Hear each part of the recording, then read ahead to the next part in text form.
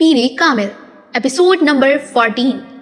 फुरकान से सलार की पहली मुलाकात अमेरिका से पाकिस्तान आते हुए फ्लाइट के दौरान हुई। वो इसके साथ वाली सीट पर बैठा हुआ था। वो अमेरिका में डॉक्टर्स की किसी कॉन्फ्रेंस में शिरकत करके वापस आ रहा था, जबकि सलार सिकंदर अपनी बहन एंथिना की शादी में शिरकत के लिए पाकिस्तान आ रहा था। इस लंबी फ्लाइट के दौरान इन दोनों के दरमियान इब्तिदाई तारुफ के बाद गुफ्तगू का सिलसिला थमा नहीं। फुरकान उम्र में सलार से काफी बड़ा था। वो 35 साल का था। लंदन स्पेशलाइजेशन के करने के बाद वो वापस पाकिस्तान आ गया था और वहाँ एक हॉस्पिटल में काम कर रहा था। वो शादीशुदा था और इसके 2 बच्चे भी थे। चंद घंटे आपस में गुफ्तगू करते रहने के बाद फुरकान और वो सोने की तैयारी करने लगे। सलार ने मामूल के मुताबिक अपने ब्रीफ केस से स्लीपिंग पिल्स की एक गोली पानी के साथ निकल ली। फुरकान ने इसकी इस तमाम कार्रवाई को खामोशी से देखा। जब इसने ब्रीफ केस बंद करके दोबारा रख दिया तो फुरकान ने कहा, अक्सर लोग फ्लाइट के दौरान स्लीपिंग पिल्स के बगैर नहीं सो सकते। सलार ने गर्दन मोड़कर इसे देखा और कहा, मैं स्लीपिंग पिल्स के बगैर नहीं सो सकता। फ्लाइट में हूं या नहीं इससे फर्क नहीं पड़ता, सोने में मुश्किल पेश आती है। फुरकान को एकदम कुछ तजस्सुस हुआ। मुश्किल? सलार मुस्कुराया, मैं सिरे से ही नहीं सो सकता। मैं स्लीपिंग पिल्स लेता हूँ और 3-4 घंटे सो लेता हूँ। इंसोमेनिया? फुरकान ने पूछा। शायद। मैंने डॉक्टर से चेकअप नहीं करवाया, मगर शायद ये वही है। सलार ने कदरे लापरवाही से कहा, तुम्हें चेकअप करवाना चाहिए था। इस उम्र में इंसोनोमिया ये कोई बहुत सेहतमंद अलामत नहीं है। मेरा ख्याल है तुम काम के पीछे जुनूनी हो चुके हो और इसी वजह से तुमने अपनी सोने की नॉर्मल रूटीन को खराब कर लिया है। फुरकान अब किसी डॉक्टर की तरह बोल रहा था। सलार मुस्कुराते हुए सुनता रहा। वो इसे बता नहीं सकता था कि अगर वो रात दिन मुसलसल काम न करे तो इस एहसास जुर्म के साथ जिंदा नहीं रह सकता जिसे वो महसूस करता है। वो इसे ये भी नहीं बता सकता था कि वो स्लीपिंग पिल्स के बगैर सोने की कोशिश करे तो वो इमामा के बारे में सोचने लगता है, इस हद तक कि इसे अपना सर दर्द से फटता हुआ महसूस होने लगता है। कितने घंटे काम करते हुए एक दिन में? फुरकान अब पूछता रहा था। 18 घंटे, 5 दफा 20। My goodness. और कब से? 2-3 साल से। और तब से ही नींद का मसला होगा तुम्हें। मैंने ठीक अंदाजा लगाया, तुमने खुद अपनी रूटीन खराब कर ली है। फुरकान ने इससे कहा, वरना इतने घंटे काम करने वाले आदमी को तो ज़हनी थकन एक लंबी और पुरसुकून नींद सुला देती है। ये मेरे साथ नहीं होता। सलार ने मध्यम आवाज में कहा। यही तो तुम्हें जानने की कोशिश करनी चाहिए कि अगर ये तुम्हारे साथ नहीं होता तो क्यों नहीं होता। सलार इससे ये नहीं कह सकता कि वो वजह जानता है। कुछ देर की खामोशी के बाद फुरकान ने इसे कहा, मैं अगर तुम्हें कुछ आयतें बताऊं और रात को सोने से पहले तुम पढ़ सकोगे। क्यों नहीं पढ़ सकूंगा? सलार ने गर्दन मोड़ कर इससे कहा। नहीं, असल में तुम्हारे और मेरे जैसे लोग जो ज्यादा पढ़ लेते हैं और खास तौर पर तालीम मगरिब में हासिल करते हैं, वो ऐसी चीजों पर यकीन नहीं करते या इन्हें प्रैक्टिकल नहीं समझते। फुरकान ने वजाहत की। नहीं, असल में तुम्हारे और मेरे जैसे लोग जो ज्यादा पढ़ लेते हैं और खास तौर पर तालीम मगरिब में हासिल करते हैं, वो ऐसी चीजों पर यकीन नहीं करते या इन्हें प्रैक्टिकल नहीं समझते। फुरकान ने वजाहत की। फुरकान, मैं हाफिज कुरान हूँ। सलार ने इसी तरह लेटे हुए पुरसुकून आवाज में कहा। फुरकान को जैसे करंट लगा। मैं रोज रात को सोने से पहले एक सिपारा पढ़कर सोता हूँ। मेरे साथ यकीन के एतमाद का कोई मसला नहीं है। सलार ने बात जारी रखी। मैं भी हाफिज कुरान हूँ, फुरकान ने बताया। सलार ने गर्दन मोड़कर मुस्कुराते हुए इसे देखा। ये यकीनन एक खुशगवार इत्तेफाक था। अगर जब फुरकान ने दाढ़ी रखी हुई थी मगर सलार को फिर भी ये अंदाजा नहीं हो पाया था कि वो हाफिज कुरान है, फिर तो तुम्हें इस तरह का कोई मसला नहीं होना चाहिए। कुरान पाक की तिलावत करके सोने वाले इंसान को नींद ना आए, ये मुझे अजीब लगता है। सलार ने फुरकान को बड़बड़ाते सुना। वो अब अपने हवास को हल्का हल्का मफलूज पा रहा था। नींद इस पर गलबा पा रही थी। इसने आंखें बंद कर ली। तुम्हें कोई परेशानी है? इसने फुरकान की आवाज सुनी। वो नींद की गोलियों के जेरे असर ना होता तो मुस्कुराकर इनकार कर देता, मगर वो जिस हालत में था इसमें वो इनकार नहीं कर सका। हाँ, मुझे बहुत ज्यादा परेशानियां हैं। मुझे सुकून नहीं है। मुझे लगता है मैं मुसलसल किसी सहरा में सफर कर रहा हूँ। पछतावे और एहसास से जब मुझे छोड़ते ही नहीं है। मुझे किसी पीरे कामिल की तलाश है जो मुझे इस तकलीफ से निकाल दे, जो मुझे मेरी जिंदगी का रास्ता दिखा दे। फुरकान दम बखुद इसका चेहरा देख रहा था। सलार की आंखें बंद थी मगर वो इसकी आंखों से निकलती नमी को देख रहा था। इसकी आवाज में भी बेरब्ती थी और लड़खड़ाहट थी। वो इसकी वक्त लाशऊरी तौर पर स्लीपिंग पिल्स के जेरे असर बोल रहा था। वो अब खामोश हो चुका था। फुरकान ने मजीद कोई सवाल नहीं किया। बहुत हमवार अंदाज में चलने वाली इसकी सांसें बता रही थी कि वो नींद में जा चुका है। जहाज में होने वाली वो मुलाकात वहीं खत्म नहीं हुई। वो दोनों जागने के बाद भी आपस में गुफ्तगू करते रहे। फुरकान ने सलार से इन चंद जुमलों के बारे में नहीं पूछा था जो इसने नींद के आगोश में समाते हुए बोले थे। खुद सलार को भी अंदाजा नहीं था कि इसने सोने से पहले इससे कुछ कहा था। अगर कहा था तो क्या कहा था। सफर खत्म होने से पहले इन दोनों ने आपस में कॉन्टैक्ट नंबर्स और एड्रेस का तबादला किया। फिर सलार ने इसे एंथिना की शादी पर इन्वाइट किया। फुरकान ने आने का वादा किया मगर सलार को इसका यकीन नहीं था। इन दोनों की फ्लाइट कराची तक थी। फिर सलार को इस्लामाबाद की फ्लाइट लेनी थी जबकि फुरकान को लाहौर की। एयरपोर्ट पर फुरकान ने बड़ी गर्मजोशी के साथ इससे अलविदाई मुसाफा करा। एंथेना की शादी 3 दिन बाद थी और सलार के पास इन 3 दिनों के लिए भी बहुत से काम थे, कुछ शादी की मसरूफियात और कुछ इसके अपने मसले। और अगले दिन शाम को इस वक्त हैरान हुआ जब फुरकान ने इसे फोन किया। 10-15 मिनट दोनों की गुफ्तगू रही। फोन बंद करने से पहले सलार ने एक बार फिर इसे एंथेना की शादी के बारे में याद दिलाया। ये कोई याद दिलाने वाली बात नहीं है, मुझे अच्छी तरह याद है, मैं वैसे भी इस वीकेंड पर इस्लामाबाद में ही हूँगा, फुरकान ने जवाबन कहा। वहाँ मुझे अपने गांव में अपना स्कूल देखने भी जाना है, इसकी बिल्डिंग में कुछ इजाफी तामीर हो रही है, इसी सिलसिले में तो इस्लामाबाद में इस बार मेरा कयाम कुछ लंबा ही होगा। सलार ने इसकी बात को कुछ दिलचस्पी से सुना। गाँव, स्कूल, क्या मतलब? एक स्कूल चला रहा हूँ मैं वहाँ अपने गाँव में। फुरकान ने इस्लामाबाद के नवाही इलाकों में से एक का नाम लिया, बल्कि कई सालों से। किस लिए? फुरकान को इस सवाल ने हैरान किया। लोगों की मदद के लिए, और किस लिए? चैरिटी वर्क है? नहीं, चैरिटी वर्क नहीं है, ये मेरा फर्ज है, ये किसी पर कोई एहसान नहीं है। फुरकान ने बात करते करते मौजू बदल दिया। स्कूल के बारे में मजीद गुफ्तगू नहीं हुई और फोन बंद हो गया। फुरकान अनीता की शादी में वाकई आ गया था। वो खासी देर वहां रुका, मगर सलार को महसूस हुआ कि वो कुछ हैरान था। तुम्हारी फैमिली तो खासी मगरिब ज़दा है। सलार को एकदम इसकी उलझन और हैरानी की वजह समझ में आ गई। मेरा ख्याल था कि तुम्हारी फैमिली कुछ कंजर्वेटिव सी होगी, क्योंकि तुमने मुझे बताया था कि तुम हाफिज कुरान हो और तुम्हारी लाइफस्टाइल मुझे कुछ सादा सा लगा। मगर यहाँ आकर मुझे हैरानी हुई, तुम और तुम्हारी फैमिली में बहुत फर्क है। I think you are the odd one out. वो अपने आखिरी जुमले पर खुद ही मुस्कुराया। वो दोनों अब फुरकान की गाड़ी के करीब पहुंच चुके थे। मैंने सिर्फ 2 साल पहले कुरान पाक हिफ्ज़ किया और 2-3 साल से ही मैं ऑड वन आउट हुआ हूँ। पहले मैं अपनी फैमिली में से ज़्यादा मगरिब ज़दा था, इसने फुरकान को बताया। 2 साल पहले कुरान पाक हिफ्ज़ किया, अमेरिका में अपनी स्टडीज़ के दौरान। मुझे यकीन नहीं आ रहा। फुरकान ने बेयकीनी से सर हिलाया। कितने अरसे में किया? तकरीबन 8 माह में। फुरकान कुछ देर तक कुछ नहीं कह सका, वो सिर्फ इसका चेहरा देखता रहा। फिर इसने एक बार गहरा सांस लेकर सताइशी नजरों से देखा। तुम पर अल्लाह का कोई खास ही करम है, वरना जो कुछ तुम मुझे बता रहे हो ये आसान काम नहीं है। मैं फ़्लाइट में भी तुम्हारे कारनामों से काफ़ी मुतासिर हुआ था, क्योंकि जिस उम्र में यूनिसिको में जिस सीट पर तुम काम कर रहे हो हर कोई काम नहीं कर सकता। मैंने एक बार फिर बड़ी गर्मजोशी के साथ सलार से हाथ मिलाया। चंद लम्हों के लिए सलार के चेहरे का रंग तब्दील हुआ। अल्लाह का खास करम। अगर मैं इसे ये बता दूं कि मैं ये सारी ज़िंदगी क्या करता रहा हूँ तो ये। सलार ने इससे हाथ मिलाते हुए सोचा। तुम परसों किसी स्कूल की बात कर रहे थे। सलार ने दानिस्ताना तौर पर मासूर बदला। तुम इस्लामाबाद में नहीं रहते? नहीं, मैं इस्लामाबाद में ही रहता हूँ, मगर मेरा एक गांव है, अपाई गांव। वहाँ हमारी कुछ ज़मीन है, एक घर भी था।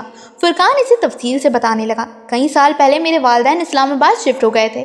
मेरे वालिद ने फेडरल सर्विस से रिटायरमेंट के बाद वहाँ अपनी ज़मीनों पर एक स्कूल बना लिया। इस गांव में कोई स्कूल नहीं था, इन्होंने प्राइमरी स्कूल बनवाया। 7-8 साल में से देख रहा हूँ, अब वो सेकेंडरी स्कूल बन चुका है। 4 साल पहले मैंने वहाँ एक डिस्पेंसरी भी बनवाई। तुम इस डिस्पेंसरी को देखकर हैरान रह जाओगे, बहुत जदीद सामान है इसमें। मेरे एक दोस्त ने एक एम्बुलेंस भी गिफ्ट की है और अब सिर्फ मेरे गांव के ही नहीं बल्कि इर्द गिर्द के बहुत सारे गांव के लोग भी इस स्कूल और डिस्पेंसरी से फ़ायदा उठा रहे हैं। सलार इसकी बातें तवज्जो से सुन रहा था। मगर तुम ये सब क्यों कर रहे हो? तुम एक सर्जन हो, तुम ये सब कैसे कर लेते हो? और इसके लिए बहुत पैसे की ज़रूरत होती है। क्यों कर रहा हूँ ये तो मैंने अपने आप से भी कभी नहीं पूछा। मेरे गांव में इतनी गुर्बत थी कि ये सवाल पूछने की मुझे कभी ज़रूरत ही नहीं पड़ी। हम लोग बचपन में कभी कभार अपने गांव जाया करते थे, ये हमारे लिए तफरी थी। हमारी हवेली के अलावा गांव का कोई मकान पक्का नहीं था और सड़क का तो सवाल ही पैदा नहीं होता। हम सबको यूँ लगता जैसे हम जंगल में आ गए हैं। अब अगर हम जानवर होते तो हमें कोई फ़र्क नहीं पड़ता, शहर की तरह हम जंगल में दंदनाते फिरते, यही सोचकर कि ये सब हम सब मरऊब हैं और कोई भी हमारे जैसा नहीं, ना कोई हमारी तरह रहता है, ना हमारे जैसा खाता है, ना हमारे जैसा पहनता है। मगर इंसान होकर ये बर्दाश्त करना मुश्किल हो जाता है कि हमारे इर्द गिर्द के इंसान जानवरों जैसी ज़िंदगी गुजारने पर मजबूर हैं। हो सकता है कुछ इंसानों को इससे खुशी महसूस होती हो, इन्हें हर नेमत मुयस्सर है और बाकी सब तरस रहे हैं, मगर हमारा शुमार ऐसे लोगों में से नहीं है। अब सवाल ये पैदा होता है कि क्या किया जाए। मेरे पास कोई जादू की छड़ी तो नहीं कि मैं इसे हिलाता और सब कुछ बदल देता, ना ही बेशुमार वसाइल। तुम्हें मैंने बताया है ना कि मेरे वालिद सिविल सर्वेंट थे, ईमानदार किस्म के सिविल सर्वेंट। मैं और मेरा भाई दोनों शुरू से ही स्कॉलरशिप पर पढ़ते रहे हैं, इसलिए हम पर हमारे वालिदैन को ज़्यादा खर्च नहीं करना पड़ा। खुद वो भी कोई फजूल खर्च नहीं थे, इसलिए थोड़ी बहुत बचत होती रही। रिटायरमेंट के बाद मेरे वालिद ने सोचा कि लाहौर या इस्लामाबाद के किसी घर में अखबार पढ़कर, वॉक करके या टीवी देखकर ज़िंदगी गुजारने के बजाय انہیں اپنے گاؤں جانا چاہیے, وہاں کچھ بہتری لانے کی کوشش کرنی چاہیے. وہ دونوں گاڑی کے اندر بیٹھے ہوئے تھے. مشکلات کا تم اندازہ نہیں کر سکتے. گاؤں میں نہ بجلی تھی نہ صاف پانی, کچھ بھی نہیں تھا. بابا نے پتہ نہیں کہاں کہاں بھاگ کر یہ ساری چیزیں منظور کروائیں. جب وہاں پرائمری اسکول بن گیا, ایک اسٹرکٹ بھی آ گئی, بجلی اور پانی جیسی سہولتیں بھی آ گئیں, تو گورنمنٹ کو اچانک وہاں ایک اسکول بنانے کا خیال آیا. میرے والدین کی خوشی تھی کہ گورنمنٹ ان کے اسکول کو اپنی زیر نگرانی لے لے. اس میں اپنے ٹیچرز بھجوائے اور کچھ عرصے کے بعد اسکول کو اپ گریڈ کر دے. مگر محکمہ تعلیمی کے ساتھ چند رابطوں میں ہی بابا کو اندازہ ہو گیا تھا کہ ایسا ہونے کی صورت میں ان کی ساری محنت پر پانی پھر جائے گا. بابا وہاں بچوں کو سب کچھ دیتے تھے, کتابیں, کاپیاں, یونیفارم اور ایسی کچھ ضرورت کی چیزیں. انہوں نے باقاعدہ اس کے لیے فنڈز رکھے ہوئے تھے. مگر تم اندازہ کر سکتے ہو کہ گورنمنٹ کے پاس چلے جانے کے بعد اسکول کا کیا حشر ہوتا ہے.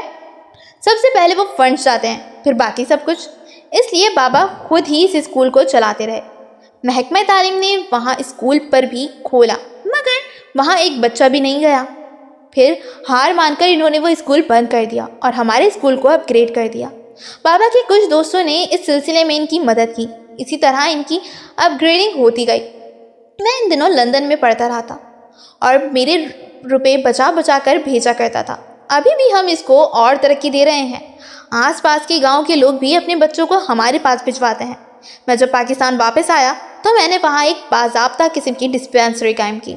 گاؤں کی آبادی بھی اب بہت بڑھ گئی ہے, لیکن گاؤں میں غربت ابھی بھی مکمل طور پر ختم نہیں ہوئی.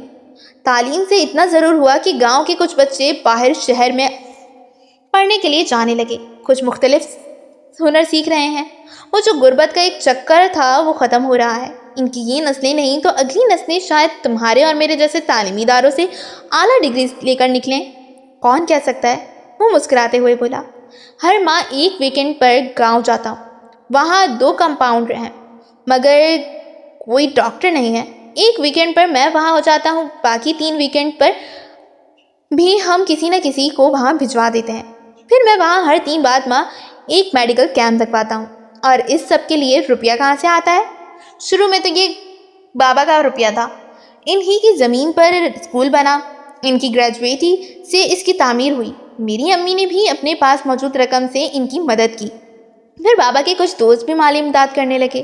اس کے بعد میں اور مہران بھی اس میں شامل ہو گئے. پھر میرے کچھ دوست بھی.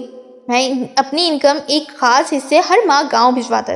اس سے ڈسپینسری بڑے آرام سے چلتی رہتی ہے. جو ڈاکٹرز وہاں مہینے کے 3 ویکینڈ پر جاتے ہیں وہ کچھ چارج نہیں کرتے. ان کے لیے یہ سوشل ورک ہے. میڈیکل کیمپس بھی اسی طرح کے لگ جاتے ہیں. اور اسکول کے پاس اب اتنے فکسڈ ڈپازٹ ہو چکے ہیں کہ ان سے آنے والی رقم ٹیچرز کی تنخواہ اور دوسرے اخراجات کے لیے کافی ہوتی ہے. ہم چند سالوں میں وہاں ٹیکنیکل ایجوکیشن کے لیے بھی کچھ کام کرنا چاہتے ہیں. تم کب جا رہے ہو وہاں؟ میں تو کل صبح نکل رہا ہوں. اگر میں تمہارے ساتھ جانا چاہوں تو؟ سالار نے کہا. موسٹ ویلکم, مگر کل تو ولیمہ ہوگا, تم یہاں مصروف ہوگے. فرقان نے اسے یاد دلایا. ولیمہ تو رات کو ہے, سارا دن تو میں فارغ ہی ہوں گا. کیا رات تک پہنچنا مشکل ہوگا؟ نہیں, بالکل بھی نہیں. تم بہت آسانی سے پہنچ سکتے ہو. صرف صبح کچھ جلدی نکلنا پڑے گا اگر تم واقعی چند گھنٹے گزارنا چاہتے ہو, ورنہ پھر تم واپس آ کر خاصی تھک جاؤ گے. فرقان نے اس سے کہا. میں نہیں تھکوں گا. میں یونیسیف کی ٹیمز کے ساتھ کیسے علاقوں میں سفر کرتا رہا ہوں, تمہیں اس کا اندازہ نہیں ہو سکتا. میں فجر کے بعد تیار رہوں گا. تم مجھے وقت بتا دو. 5:30. اوکے, تم گھر سے نکلتے ہوئے مجھے ایک بار موبائل پر کال کر دینا اور 2-3 بار ہارن دینا. یہاں آ کر میں نکل آؤں گا, اس نے فرقان سے کہا اور پھر خدا حافظ کہتا ہوا اندر مڑ گیا. اگلی صبح فرقان ٹھیک 5:30 بجے اس کے گیٹ پر ہارن دے رہا تھا اور سلال پہلے ہی ہارن پر باہر تھا. تم واپس پاکستان کیوں آ گئے؟ تم انگلینڈ میں بہت آگے جا سکتے تھے. گاڑی شہر سے باہر والی سڑک پر بھاگ رہی تھی. انہیں سفر کرتے آدھا گھنٹہ ہو گیا تھا جب سالار نے اچانک اس سے پوچھا. انگلینڈ کو میری ضرورت نہیں تھی, پاکستان کو تھی, اس لیے میں پاکستان آ گیا. فرقان نے بڑے نارمل سے انداز میں کہا. وہاں ایک ڈاکٹر فرقان کے نہ ہونے سے کوئی فرق نہیں پڑتا.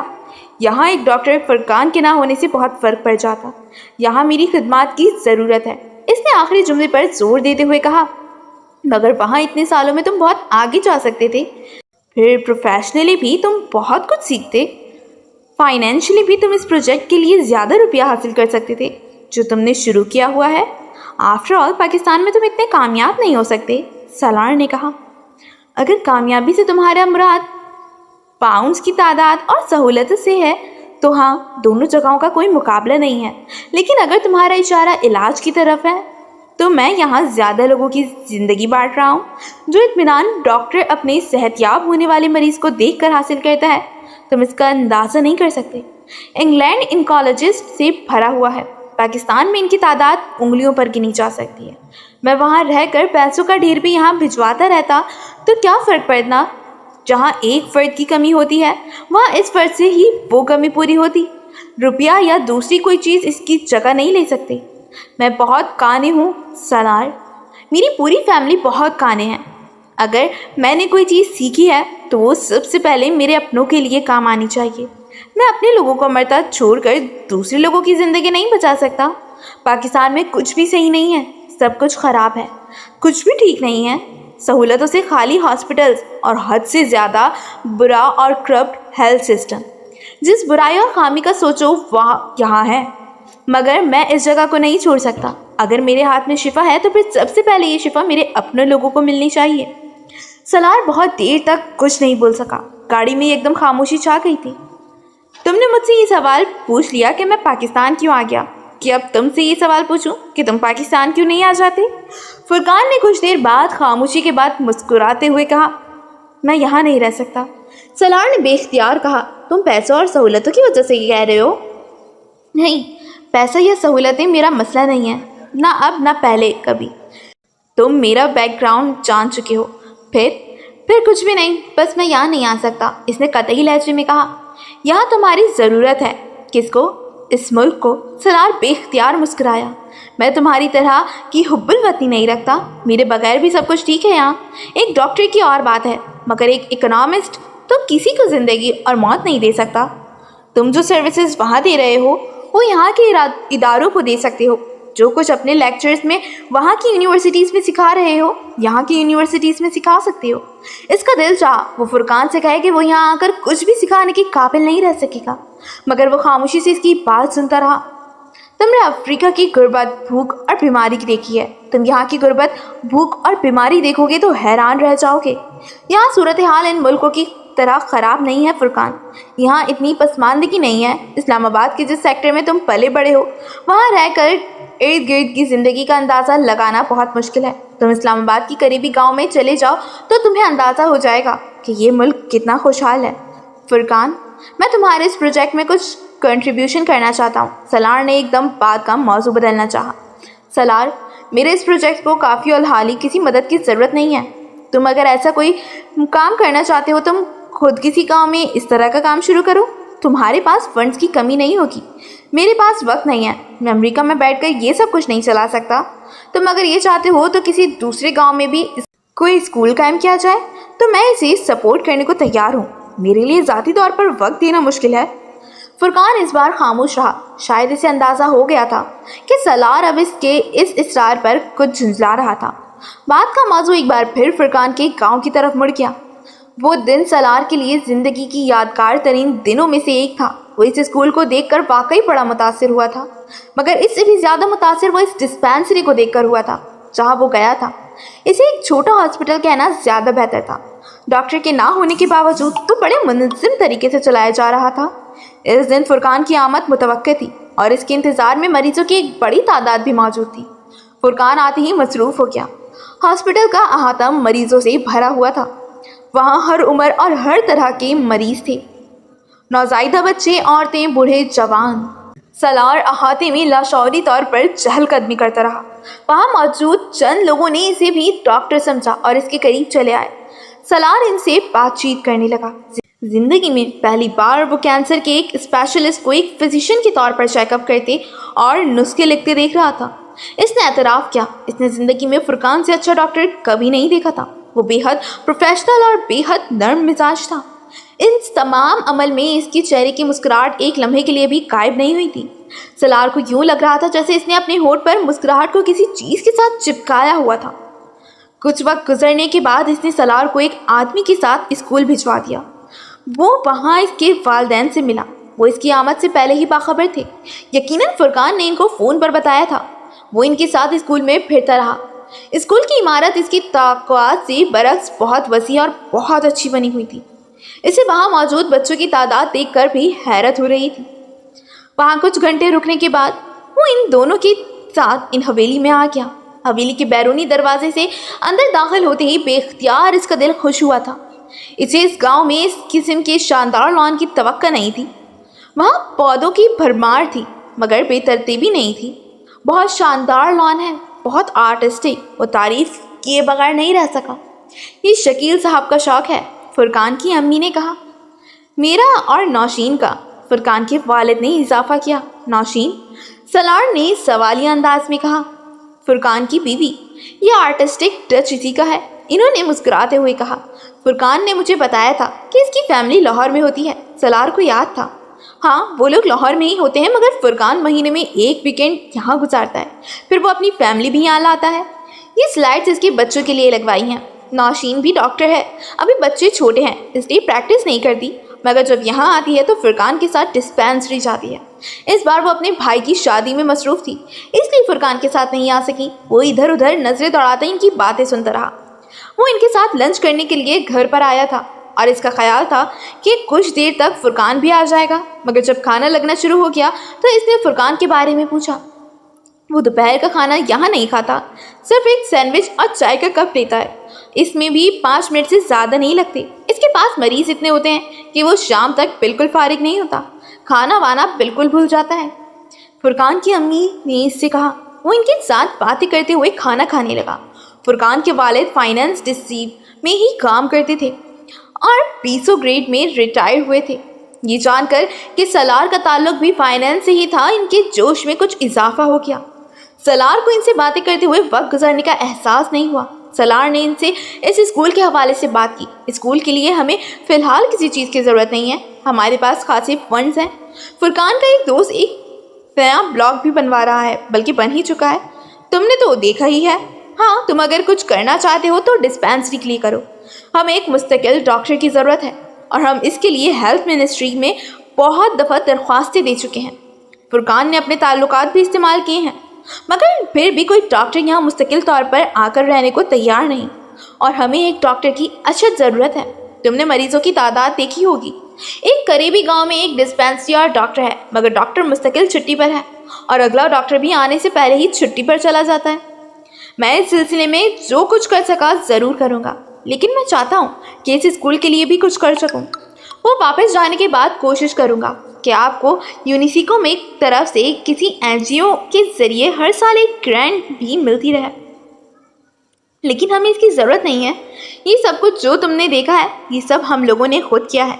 हमारी फैमिली ने, रिश्तेदारों ने, फैमिली फ्रेंड्स ने, मेरे वाकिफ़कारों ने, मेरे बच्चों के दोस्तों ने। हमें कभी किसी हुकूमती या बैनुल अक़वामी एजेंसी की ग्रांट अमाउंट की ज़रूरत ही नहीं पड़ी। कब तक यूनिसेको आकर हमारे लोगों की भूख, जहालत और बीमारी ख़त्म करती रहेगी? जो काम हम अपने वसाइल से कर सकते हैं वो हमें अपने वसाइल से ही करने चाहिए। मैं सिर्फ ये चाहता था कि आप इस प्रोजेक्ट को और बढ़ाएं। सलार बेख्तियार बोलते हुए लड़खड़ाया। ये बहुत बढ़ जाएगा। तुम 20 साल बाद यहाँ आकर देखोगे तो ये गांव तुम्हें एक मुख्तलिफ गांव मिलेगा। जितनी गुर्बत तुमने आज यहाँ देखी है वो तब नहीं होगी। इनका कल आज से मुख्तलिफ होगा। फुरकान के वालिद ने बेहद इत्मीनान से कहा। सलार चुपचाप इन्हें देखता रहा। दोपहर के करीब इसे फुरकान ने डिस्पेंसरी से फ़ोन किया। अब तुम्हें वापस इस्लामाबाद के लिए निकल जाना चाहिए। मैं चाहता था कि खुद तुम्हें वापस छोड़ कर आऊँ, मगर यहाँ बहुत रश है।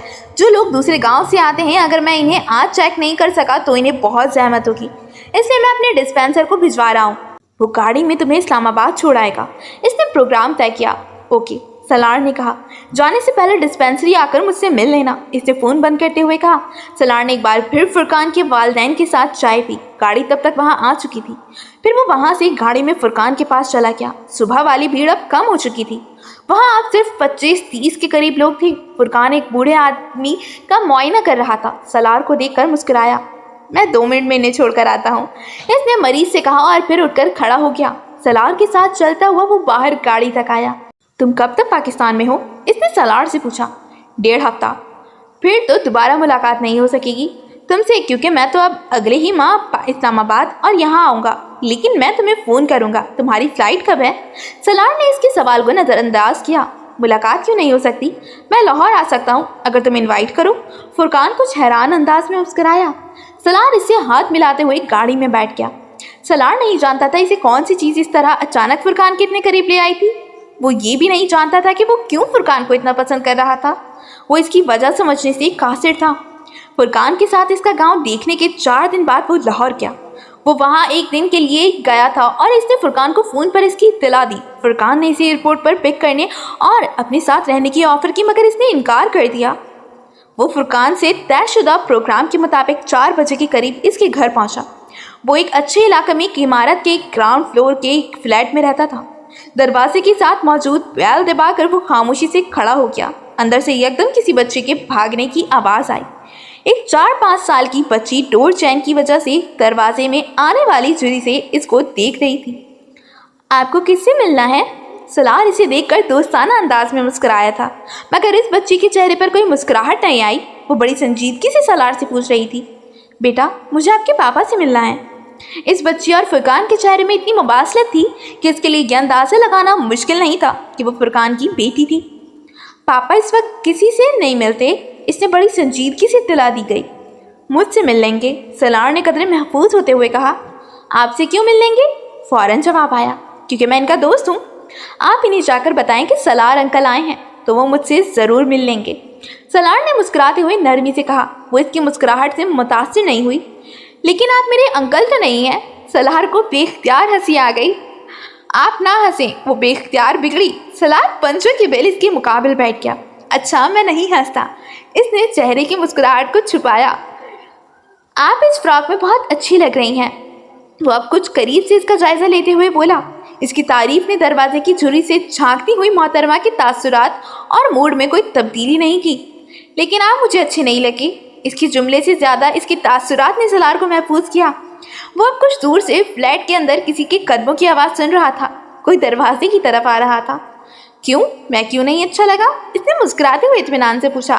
बस नहीं अच्छे लगे, इसने नाकावारी से गर्दन को झटका। नाम क्या है आपका? वो कुछ देर इसे देखती रही, फिर इसने कहा, इमामा। सलार के चेहरे की मुस्कुराहट गायब हो गई। इसने दरवाजे की झुर्री में से इमामा के अकब में फुरकान को देखा। वो इमामा को उठाते हुए दरवाज़ा खोल रहा था। सलार खड़ा हो गया। फुरकान नहा कर निकला था। इसके बाल गीले और बेतरतीब थे। सलार ने मुस्कुराने की कोशिश की। वो फौरी तौर पर कामयाब नहीं हो सका। फुरकान ने इससे हाथ मिलाया। मैं तुम्हारा ही इंतज़ार कर रहा था, वो इसके साथ अंदर जाते हुए बोला। वो दोनों अब ड्राइंग रूम में दाखिल हो रहे थे। इमामा फुरकान की गोद में चढ़ी हुई थी और इसे मुसलसल कान में कुछ बताने की कोशिश कर रही थी, जिसे फुरकान मुसलसल नज़रअंदाज कर रहा था। अंकल सलार से मिली हैं आप? फुरकान ने सलार को बैठने का इशारा करते हुए इमामा से पूछा। वो अब खुद भी सोफे पर बैठ रहा था। ये मुझे अच्छे नहीं लगते, इसने बाप तक अपनी नापसंदीदगी पहुंचाई। बहुत बुरी बात है इमामा, ऐसे नहीं कहते। फुरकान ने सर्जिश करने वाले अंदाज में कहा। आप अंकल के पास जाएं और इनसे हाथ मिलाएं। इसने इमामा को नीचे उतार दिया। वो सलार की तरफ जाने के बजाय एकदम भागते हुए बाहर चली गई। हैरानी की बात है कि तुम इसे अच्छे नहीं लगे, वरना इसको मेरा हर दोस्त अच्छा लगता है। आज इसका मूड भी कुछ ऑफ है। फुरकान ने मुस्कुराते हुए वजाहत की। ये नाम का असर है। मुझे हैरानी होती अगर इसे मैं अच्छा लगता, सलार ने सोचा। चाय पीते हुए वो दोनों आपस में बातें कर रहे थे और बातों के दौरान सलार ने इससे कहा, 1-2 हफ्ते तक तुम लोगों की डिस्पेंसरी में डॉक्टर आ जाएगा। इसने सरसरी से अंदाज में कहा। ये तो बहुत अच्छी खबर है। फुरकान एकदम खुश हुआ। और इस बार वो डॉक्टर वहाँ रहेगा। अगर ना रहे तो मुझे बताना। मेरी समझ में नहीं आता मैं तुम्हारा शुक्रिया अदा कैसे करूँ। डिस्पेंसरी में एक डॉक्टर की दस्तियाबी सबसे बड़ा मसला रहा है। इसकी ज़रूरत नहीं है। वो रुका। वहाँ जाने से पहले मुझे ये तवक्को नहीं थी कि तुम और तुम्हारी फैमिली इस काम को इस स्केल पर इतने ऑर्गेनाइज्ड अंदाज में कर रहे हो। मैं तुम लोगों के काम से दर हकीकत बहुत मुतासिर हुआ हूँ और मेरी ऑफ़र भी अभी भी है। मैं इस प्रोजेक्ट के सिलसिले में तुम्हारी मदद करना चाहता हूँ। इसने संजीदगी से फुरकान से कहा। सलार, मैंने तुमसे पहले भी कहा है कि मैं चाहूँगा तुम इसी तरह का कोई प्रोजेक्ट वहाँ किसी दूसरे गांव में शुरू करो। तुम्हारे पास मुझसे ज़्यादा ज़राए हैं और तुम मुझसे ज़्यादा अच्छे तरीके से ये प्रोजेक्ट चला सकते हो। मैंने तुमसे पहले भी कहा था, मेरा मसला वक्त है। मैं तुम्हारे जितना वक्त नहीं दे सकता और फिर मैं पाकिस्तान में रह भी नहीं सकता। तुम्हारी तरह मेरे फैमिली मेम्बर भी इस मामले में मेरी मदद नहीं कर सकते। सलार ने अपना मसला बताया। चलो इस पर बाद में बात करेंगे, अभी तो तुम चाय पियो, फिर मैं तुम्हें अपने साथ लेकर जाऊंगा। फुरकान ने मौजू बदलते हुए कहा। कहाँ? ये तो तुम्हें रास्ते में ही बताऊंगा। वो अजीब से अंदाज में मुस्कुराया। मैं वहां जाकर क्या करूंगा? सलार ने गाड़ी में बैठे हुए फुरकान से पूछा। वही जो मैं करता हूँ, वो सिग्नल पर गाड़ी रोकते हुए बोला। और तुम वहां क्या करते हो? ये तुम वहां पहुंच कर देख लेना। फुरकान इसे किसी डॉक्टर सबत अली के पास लेकर जा रहा था, जिसके पास वो खुद भी जाया करता था। वो कोई मजहबी आलिम थे और सलार को मजहबी उलमा से कोई दिलचस्पी नहीं थी। वो पिछले चंद सालों में इतने मजहबी उलमा के असली चेहरे देख चुका था कि वो अब मजीद जगहों पर वक्त ज़ाया नहीं करना चाहता था। फ्रैंकली स्पीकिंग फुरकान, मैं इस टाइप का हूँ नहीं जिस टाइप का तुम मुझे समझ रहे हो। इसने कुछ देर खामोश रहने के बाद फुरकान को मुखातिब किया। किस टाइप के? फुरकान ने गर्दन मोड़कर इसे देखा। यही पीरी मुरादी या बैत वगैरह, या जो भी तुम समझ लो, इसने कदरे साफ गोई से कहा। इसीलिए तो मैं वहाँ तुम्हें लेकर जा रहा हूँ। तुम्हें मदद की ज़रूरत है। सलार ने चौंक कर इसे देखा। वो सड़क को देख रहा था। कैसी मदद? अगर कोई हाफिज़ कुरान रात को एक पारा पढ़े और फिर भी नींद लाने के लिए इसे नींद की गोलियां खानी पड़े, तो फिर कहीं ना कुछ गलत ज़रूर है। कई साल मुझे भी एक बार बहुत डिप्रेशन हुआ था, मेरा जहन भी बहुत उलझ गया था। फिर कोई मुझे डॉक्टर साहब के पास लेकर गया था। 8-10 साल हो गए हैं मुझे अब वहाँ जाते हुए। तुमसे मिलकर मुझे एहसास हुआ कि तुम्हें भी मेरी तरह किसी की मदद की ज़रूरत है, रहनुमाई की ज़रूरत है। फुरकान ने नरम लहजे में कहा। तुम क्यों मेरी मदद करना चाहते हो? क्योंकि दीन कहता है कि तुम मेरे भाई हो, इसने मोड़ मोड़ते हुए कहा। सलार ने गर्दन सीधी कर ली। वो इसे मजीद क्या पूछता? इसे मजहबी उलमा से कोई दिलचस्पी नहीं थी। हर आलिम अपने फरीके को तारीफ में ज़मीन और आसमान के गिलाबे मिलाने में माहिर था। हर आलिम को अपने उन पर गुरूर था। हर आलिम का लब और लिबाब यही होता था। मैं अच्छा हूँ, बाकी सब बुरे हैं। मैं कामिल हूँ, बाकी सब नामुकम्मल हैं। हर आलिम को देखकर लगता इसने इल्म किताब से नहीं, बराह रास्त वही के ज़रिए हासिल किया है, जिसमें गलती का कोई इम्कान ही नहीं। इसने आज तक ऐसा आलिम नहीं देखा था जो अपने ऊपर तनकीद सुने और बर्दाश्त भी करे। सलाह खुद अहले सुन्नत से मुंसलिक से ताल्लुक़ रखता था, मगर जो आखिरी चीज़ वो किसी से डिस्कस करना चाहता था वो मुसल्लिक और फ़िरका था। और इन मजहबी उलमा के पास डिस्कस करने के लिए सबसे पहली चीज़ मुसल्लिक और फ़िरका ही था। इन उलमा के पास जाते जाते वो रफ्ता रफ्ता इनसे बरगश्ता हो गया। इनकी पोटली में सिर्फ उल्म भरा हुआ था, अमल नहीं। वो ग़ीबत एक गुनाह पर लंबा चौड़ा लेक्चर देते, कुरानी आयात और अहादीस के हवाले देते और अगली ही सांस में वो अपने किसी हम असर आलिम का नाम लेकर इसका मजाक उड़ाते, इसकी इल्मी जहालत को साबित करने की कोशिश करते। वो अपने पास आने वाले हर एक का पूरा बायोडेटा जानते और फिर अगर वो बायोडेटा इनके काम का होता तो मुतालबों और सिफारिशों का एक लंबा सिलसिला शुरू हो जाता और इस बायोडेटा को वो अपने पास आने वालों को मुतासिर करने के लिए भी इस्तेमाल करते कि इनके पास किस वक्त कौन आया था, किस तरह कौन इनके इल्म से फैज़याब हुआ था, कौन बड़ा आदमी हर वक्त इनकी जूतियाँ सीधी करते रहने को तैयार रहता है, किसने इन्हें घर बुलाया और किस तरह खिदमत की। वो अब तक जिन आलिमों के पास एक बार गया था दोबारा नहीं गया था और अब फुरकान इसे फिर एक आलिम के पास लेकर जा रहा था। वो शहर के अच्छे इलाकों में से एक में जा पहुँचे थे। वो इलाका अच्छा था मगर बहुत पोश नहीं था। इस सड़क पर पहले भी बहुत सी गाड़ियाँ खड़ी थीं। फुरकान ने भी एक मुनासिब जगह पर गाड़ी सड़क के किनारे पर पार्क कर दी। फिर वो गाड़ी से नीचे उतर गया। सलार ने इसकी पैरवी की। 3-4 मिनट चलते रहने के बाद वो इन बंगलों में से एक निस्बतन सादा मगर पुरवकार और छोटे बंगले के सामने पहुंच गए। नीम प्लेट पर डॉक्टर सैयद सबत अली का नाम तहरीर था। फुरकान बिला झिझक अंदर दाखिल हो गया। सलार ने इसकी पैरवी की। बंगले के अंदर मौजूद छोटे से लॉन में एक माली अपने काम में मसरूफ़ था। फुरकान ने एक पर्च में एक मुलाजिम के साथ दुआ सलाम का तबादला किया। फिर वो मज़ीद कुछ आगे चलता हुआ एक दरवाजे के सामने पहुंच गया और वहां इसने अपना जूता उतार दिया। वहां पहले भी बहुत से जूते पड़े थे। अंदर से बातों की आवाज़ सुनाई दे रही थी। सलार ने भी देखा देखी अपने जूते उतार दिए। सलार एक कदम इसके पीछे अंदर रखते हुए एक ही नज़र में पूरे कमरे का जायज़ा ले लिया। वो एक कुशादा कमरे में था जिसके फर्श पर कारपेट बिछा हुआ था और बहुत से फ्लो कुशन्स भी पड़े हुए थे। कमरे में फर्नीचर के नाम पर सिर्फ चंद मामूली सी चीज़ें थीं और दीवारों पर कुछ कुरानी आयत कैलीग्राफी की सूरत में लगी हुई थी। कमरे में 20-25 के करीब मर्द थे जो आपस में गुफ्तगू में मसरूफ थे। फुरकान ने अंदर दाखिल होते ही बुलंद आवाज में सलाम किया और फिर चंद लोगों के साथ कुछ खैर मुकदमी कलमात का तबादला किया और फिर वो एक खाली कोने में बैठ गया। डॉक्टर सैयद सफदली कहाँ है? सलार ने इसके करीब बैठते हुए मध्यम आवाज में पूछा। 8 बजते ही वो अंदर आ जाएंगे, अभी तो सिर्फ 7 बच्चे सोए हैं, फुरकान ने इससे कहा। सलार गर्दन हिलाकर कमरे में बैठे हुए लोगों का जायजा लेने लगा। वहाँ हर उम्र के अफराद थे, चंद टीनेज लड़के, इसके हम उम्र अफराद, फुरकान के उम्र के लोग, उधेड़ उम्र और कुछ उम्र रसीदा भी। फुरकान अपनी दाएं तरफ बैठे किसी आदमी के साथ महू गुफ्तगू था। ठीक 8 बजे इसने 60-65 साल के एक आदमी को एक अंदरूनी दरवाज़ा खोलकर कमरे में दाखिल होते देखा। इसकी तवक्का के बरक्स वहाँ बैठे हुए लोगों में से कोई भी इस्तकबाल के लिए एहतरामन खड़ा नहीं हुआ। आने वाले ने ही सलाम में पहल की थी, जिसका जवाब वहाँ मौजूद लोगों ने दिया। आने वाले के एहतराम में खड़ा ना होने के बावजूद सलार अब अचानक वहाँ बैठे हुए लोगों की निशिस्त के अंदाज में एहतराम देख रहा था। वो सब यकदम बहुत चौकन्ने और मोहतात नजर आने लगे थे।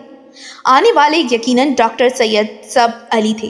वो कमरे की एक दीवार के सामने इस मखसूस जगह पर बैठ गए जिन्हें शायद इन्हीं के लिए छोड़ा गया था। वो सफ़ेद शलवार कमीज में मलबूस थे। इनकी रंगत सिरखुश सफ़ेद थी और यकीनन जवानी में वो बहुत खूबसूरत होंगे। इनके चेहरे पर मौजूद दाढ़ी बहुत लंबी नहीं थी, मगर बहुत घनी और नफासत से तराशी गई थी। दाढ़ी मुकम्मल तौर पर सफ़ेद नहीं हुई थी और कुछ यही हाल इनके सर के बालों का भी था। सफ़ेद और सियाह का इम्तजाज इनके चेहरे और सर पर मौजूद बालों को बहुत परवकार दिखा रहा था। वो वहाँ बैठकर दाएं तरफ मौजूद किसी आदमी का हाल दरियाफ्त कर रहे थे। शायद वो किसी बीमारी से उठकर आया था। सलार ने चंद ही लम्हों में इनके सरापे का जायजा लिया था। वो और फुरकान बाकी लोगों के अकब में दीवार के साथ टेक लगाए बैठे थे। डॉक्टर सफदली ने अपने लेक्चर का आगाज़ किया। इनका लबो लहजा बेहद शाइस्ता था और अंदाज धीमा था। कमरे में मुकम्मल सकूत था। वहाँ बैठे हुए लोगों में से कोई भी हरकत नहीं कर रहा था। सलार को इनके इब्तिदाई चंद जुमलों से ही अंदाज़ा हो गया था वो एक गैर मामूली आलिम के सामने था। डॉक्टर सफदली शुक्र के बारे में बात कर रहे थे। इंसान अपनी ज़िंदगी में बहुत से नशीब व फराज से गुजरता है। कभी कमाल की बुलंदियों को जा छूता है, कभी सवाल की गहरियों तक पहुंचा जाता है। सारी ज़िंदगी वो इन्हीं दोनों इंतहाओं के दरमियान सफ़र करता रहता है और जिस रास्ते पर वो सफ़र करता है वो शुक्र का होता है या नाशुक्री का। कुछ खुशकिस्मत होते हैं वो ज़वाल की तरफ जाएं या कमाल की तरफ जाएं, वो सिर्फ शुक्र करके रास्ते पर ही सफ़र करते हैं। कुछ ऐसे होते हैं जो सिर्फ नाशुक्री के रास्ते पर सफ़र करते हैं, चाहे वो ज़वाल हासिल करें या कमाल। और कुछ ऐसे होते हैं जो इन दोनों पर सफ़र करते हैं, कमाल की तरफ जाते हुए शुक्र करके और ज़वाल की तरफ जाते हुए नाशुक्री करके।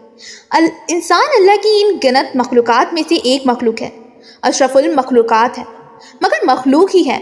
वो अपने खालिक पर कोई हक नहीं रखता, सिर्फ फ़र्ज़ रखता है।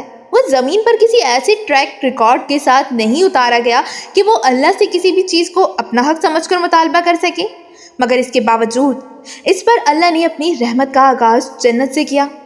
इस पर नेमतों की बारिश कर दी गई और इस सब के बदले इससे सिर्फ एक चीज़ का मुतालबा किया गया, शुक्र का। क्या महसूस करते हैं आप अगर आप ज़िंदगी में किसी पर कोई एहसान करें और वो शख्स इस एहसान को याद रखने और आपका एहसान मंद होने के बजाय आपको इन मौक़े की याद दिलाए जब आपने इस पर एहसान नहीं किया था, या आपको ये जताए कि आपका एहसान इसके लिए काफ़ी नहीं था। अगर आप इसके लिए ये कर देते या वो कर देते तो ज़्यादा खुश होता। क्या करेंगे आप ऐसे शख्स के साथ? दोबारा एहसान करना तो एक तरफ, आप तो शायद इससे ताल्लुक़ रखना तक पसंद ना करें। हम अल्लाह के साथ यही करते हैं। इसकी नेमतों और रहमतों पर इसका शुक्र अदा करने के बजाय हम इन चीज़ों के ना मिलने पर करते रहते हैं जिन्हें हम हासिल करना चाहते थे। अल्लाह पर भी रहीम है, वो हम पर अपनी रहमतें नाजिल करता रहता है। इनकी तादाद में हमारे अमाल के मुताबिक कमी बेशी करता रहता है, मगर इनका सिलसिला कभी भी मुकम्मल तौर पर मुनक़ता नहीं करता। सलार पल के छिपकाए बगैर इनका चेहरा देख रहा था। शुक्र अदा ना करना भी एक बीमारी होती है, ऐसी बीमारी जो हमारे दिलों को रोज़ ब रोज़ कुशादगी से तंगी की तरफ ले जाती है, जो हमारी ज़बान पर शिकवा के अलावा और कुछ आने ही नहीं देती। अगर हमें अल्लाह का शुक्र अदा करने की आदत ना हो तो हमें इंसानों का शुक्र अदा करने की भी आदत नहीं पड़ती। اگر ہمیں خالق کے احسانوں کو یاد رکھنے کی عادت نہ ہو تو ہم کسی مخلوق کو احسان کو بھی یاد رکھنے کی عادت نہیں سیکھ سکتے۔ سالار نے اپنی آنکھیں بند کر لیں۔ ناشکری کیا ہوتی ہے کوئی اس سے زیادہ اچھی طرح نہیں جان سکتا تھا۔ اس نے ایک بار پھر آنکھیں کھول کر ڈاکٹر سید ثبت علی کو دیکھا۔ پورے 1 گھنٹے کے بعد انہوں نے اپنا لیکچر ختم کیا۔ کچھ لوگوں نے ان سے سوال کیے، پھر لوگ باری باری اٹھ کر جانے لگے۔ باہر سڑک پر لوگ اپنی گاڑیوں پر بیٹھ رہے تھے، وہ بھی اپنی گاڑی میں آ کر بیٹھ گئے۔ رات اب گہری ہو رہی تھی۔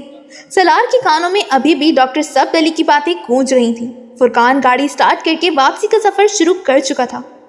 7 دن پہلے وہ فرقان نامی کسی شخص سے واقف تک نہیں تھا، اور 7 دن میں اس نے اس کے تعلقات کی بہت سی سیڑھیاں طے کر لی تھیں۔ اسے حیرت تھی، وہ لوگوں کا عادی نہیں تھا۔ کچھ تعلقات اور روابط اوپر کہیں طے کیے جاتے ہیں، کس وقت، کون کسے کہاں، کس لیے ملے گا اور زندگی میں کیا تبدیلی لے آئے گا، یہ سب۔ وہ صرف 1 دن کے لیے لاہور آیا تھا، مگر وہ پاکستان میں اپنے قیام کے باقی دن اسلام آباد کے بجائے لاہور میں ہی رہا، اور باقی دن وہ ہر روز فرقان کے ساتھ ڈاکٹر ثبت علی کے پاس جاتا رہا۔ وہ 1 دن بھی ان سے براہ راست نہیں ملا، صرف ان کا لیکچر سنتا اور اٹھ کر آ جاتا۔ ڈاکٹر ثبت علی کی زندگی کا بڑا حصہ مختلف یورپی ممالک کی یونیورسٹیز میں اسلامک اسٹڈیز اور اسلامک ہسٹری کی تعلیم دیتے گزرا تھا۔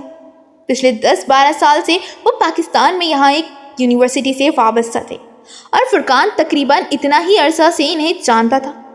جس دن اسے لاہور سے اسلام آباد اور پھر وہاں سے واپس واشنگٹن جانا تھا، اس رات پہلی بار وہ لیکچر ختم ہونے کے بعد فرقان کے ساتھ وہاں ٹھہر گیا۔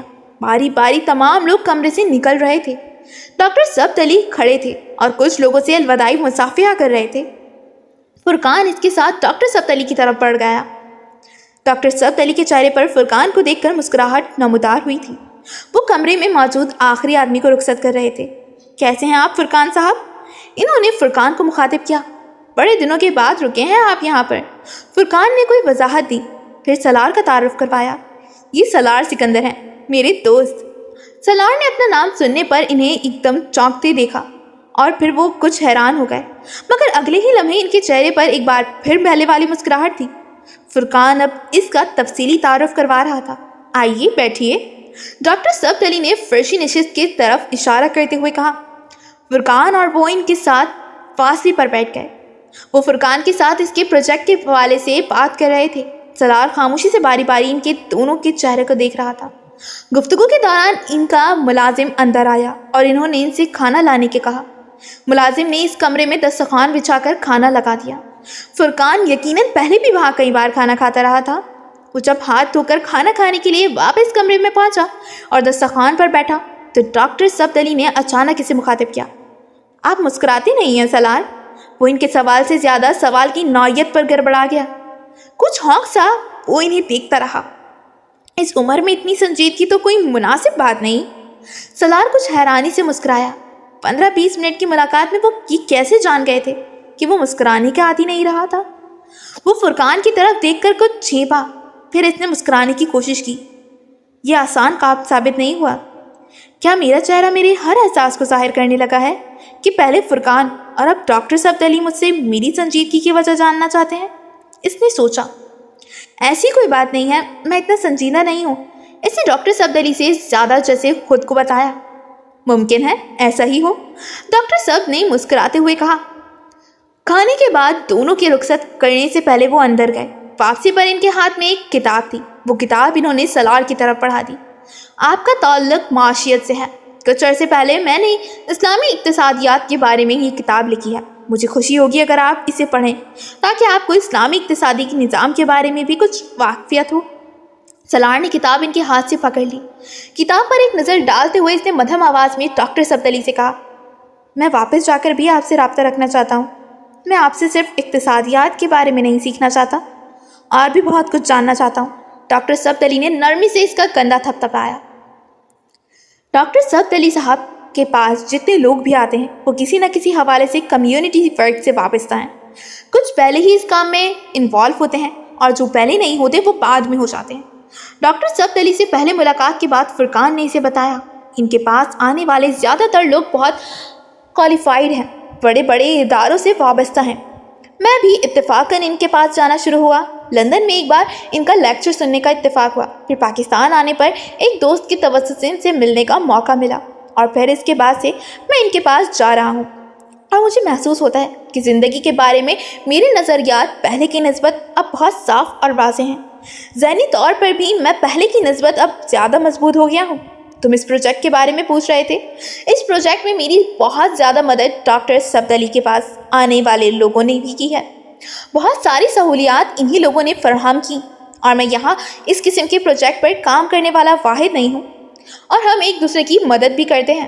اس مدد کی نوعیت مختلف ہوتی ہے، مگر مقصد ایک ہی ہوتا ہے۔ ہم اس ملک کو تبدیل کرنا چاہتے ہیں۔ سالار نے اس کے آخری جملے پر عجیب سی نظروں سے اسے دیکھا۔ یہ اتنا آسان تو نہیں ہے۔ ہاں، ہم جانتے ہیں یہ آسان کام نہیں ہے۔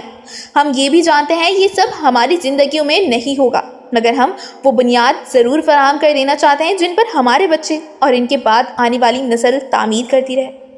وہ اندھیرے میں ٹامک ٹوئیاں نہ مارتی رہے۔ کم از کم مرتے ہوئے ہم لوگوں کو یہ احساس تو نہیں ہوگا کہ ہم لوگوں نے تماشائیوں جیسی زندگی گزار دی۔ دوسرے بہت سے لوگوں کی طرح ہم بھی صرف تنقید کرتے رہے، غریبوں پر انگلیاں اٹھاتے رہے، اسلام کو صرف مسجد کی حد تک محدود کر دیا۔ اپنے اور دوسروں کی زندگیوں میں ہم نے کوئی تبدیلی لانے کی کوشش نہیں کی۔ وہ حیرانی سے فرقان کا چہرہ دیکھتا رہا۔ امامہ ہاشم، جلال انصر، سعد کے بعد وہ ایک اور مسلمان کو دیکھ رہا تھا، ایک اور پریکٹیکل مسلمان کو۔ وہ مسلمانوں کی ایک قسم سے آگاہ ہو رہا تھا۔ وہ مسلمان جو دین اور دنیا کو ساتھ لے کر چلنا چاہتے تھے، جو دونوں انتہاؤں کے بیچ کے راستے کو پہچانتے تھے اور ان پر چلنے کا طریقہ جانتے تھے۔ وہ بری طرح الجھا۔ تم نے میری آفر کے بارے میں کیا سوچا؟ اس نے فرقان سے کہا۔ میں نے تمہیں بتایا تھا میں تم سے کیا چاہتا ہوں۔ تمہاری ضرورت ہے اس ملک کو، یہاں کے لوگوں کو، یہاں کے اداروں کو۔ تمہیں یہاں آ کر کام کرنا چاہیے۔ سالار اس بات پر ہلکے سے ہنسا۔ تم کبھی اس ٹاپک کو نہیں چھوڑ سکتے۔ اچھا، میں اس پر سوچوں گا۔ پھر تم میری آفر کے بارے میں کیا کہو گے؟ میرے گاؤں کے قریب ایک اور گاؤں ہے، اسی حالت میں جس حالت میں 10-15 سال پہلے میرا گاؤں تھا۔ میں آج کل کوشش کر رہا تھا کہ کوئی وہاں پر اسکول بنا دے۔ پرائمری اسکول تو گورنمنٹ کا وہاں ہے، مگر آگے کچھ نہیں ہے۔ اگر تم وہاں اسکول شروع کرو تو یہ زیادہ بہتر ہوگا۔ میں اور میری فیملی تمہاری غیر موجودگی میں اسے دیکھیں گے۔ ہم اسے قائم کرنے میں بھی تمہاری مدد کریں گے، مگر پھر تمہیں خود ہی اسے چلانا ہوگا۔ صرف روپیہ فراہم کر دینا کافی نہیں ہوگا۔ فرقان نے کچھ دیر خاموشی کے بعد کہا، کل چل سکتے ہو میرے ساتھ وہاں؟ سالار نے کچھ سوچتے ہوئے کہا، تمہاری تو فلائٹ ہے کل صبح۔ نہیں، میں 2 دن بعد چلا جاؤں گا۔ ایک بار میں چلا گیا تو فوری طور پر میرے لیے واپس آنا ممکن نہیں رہے گا، اور میں جانے سے پہلے یہ کام شروع کر دینا چاہتا ہوں۔ اس نے فرقان سے کہا۔ فرقان نے سر ہلا دیا۔